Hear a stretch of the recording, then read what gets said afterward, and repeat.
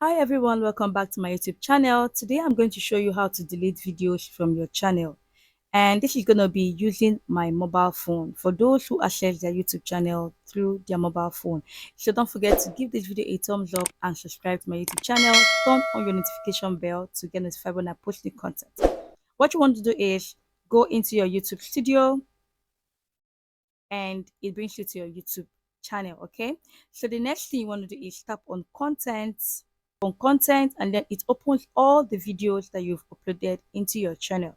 So look for the video you want to delete, and next to the video you're going to see three dotted icons there. Click on the icon, and YouTube is going to ask you if you want to share the video, if you want to edit the video, if you want to play the video, or you want to delete the video.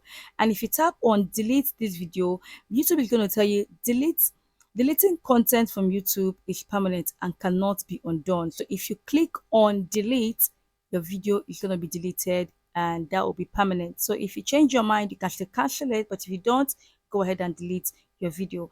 I hope you learned something from this video. Don't forget to give this video a thumbs up and I'll see you guys in the next one. Bye.